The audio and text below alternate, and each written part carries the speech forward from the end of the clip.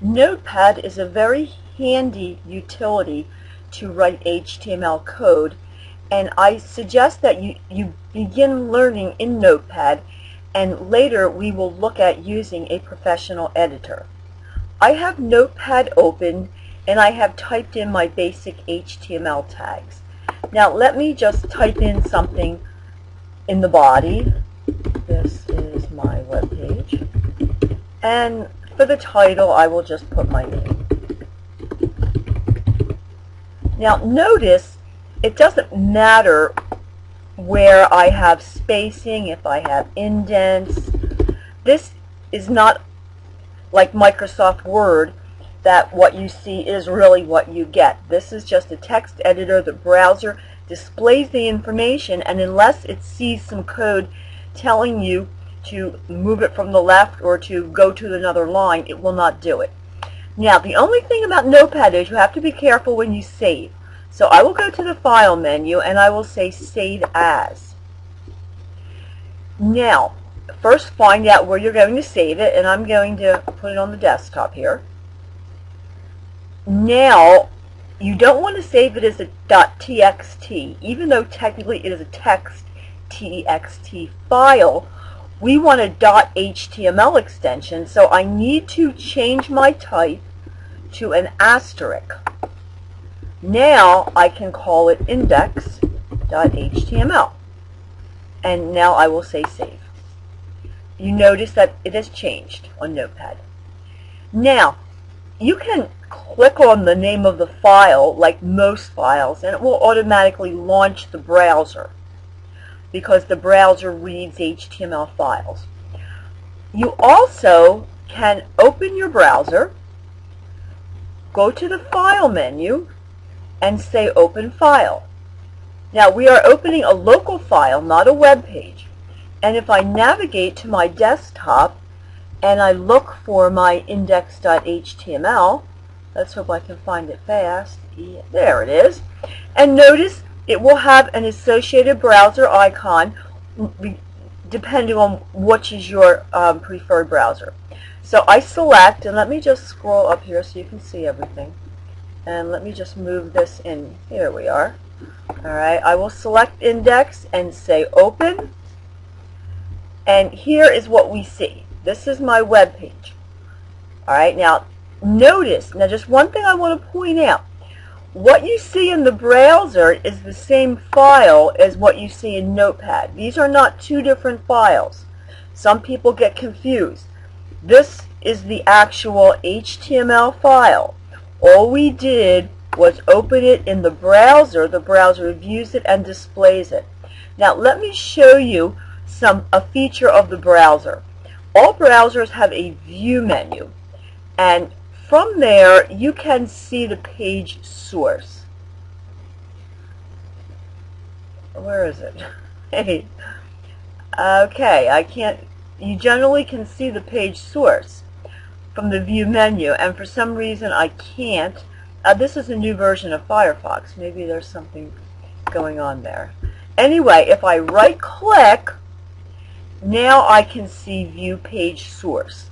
All browsers have the ability to see the source code. So I can actually open and I see my page source again. It looks just like my Notepad file. Notice it says source of. Alright, this is a very nice tool that allows you to go back and look at web page code. Now for example, I'm going to open up another tab and I'm going to go to the Palomar homepage. Now if I wanted to look at the source code, I can right click, or possibly from the view menu depending on the browser, and view the page source and take a look at what we have here. We have an awful lot of page source here. Alright, and we'll be talking more about what's going on in some of these pages later in the class. But I just want to show you that this is the actual code. It's the same file that we're seeing here. The browser interprets that code and displays it. Alright, so working with Notepad, alright, this is my web page. Supposing I put the word here over here. Alright, now, if I save this, and now I go back to my browser, and I refresh, notice the word here is next to it. And this is what I'm saying with respect to what is called white space. The browser ignores all this. Alright, so if you want here on another line, we need to enter at least one break tag.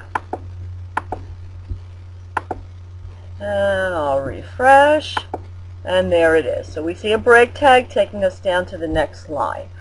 Now notice the title. Title's Teresa Pelkie. This is where the title tag shows up. It shows up in the title bar of the browser. It does not show up here in the actual window. Remember, there's my title.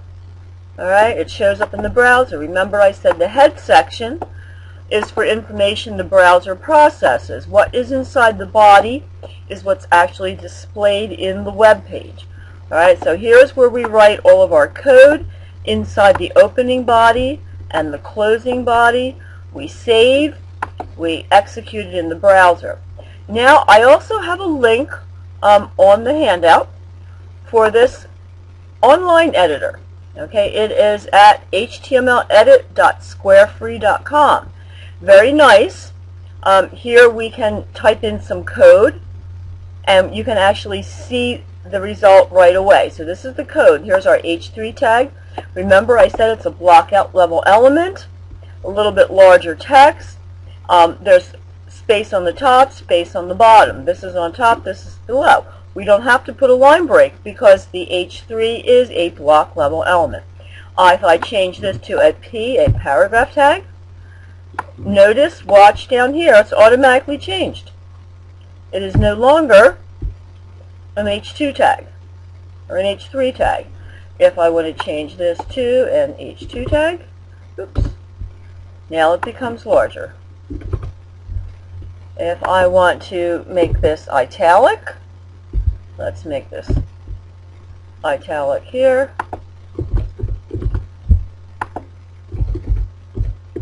Now we have some italic down here. Alright, so, and we can move this around. Isn't this nice? This is a very nice little feature also.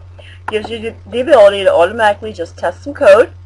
But I recommend using Notepad. You can save your files.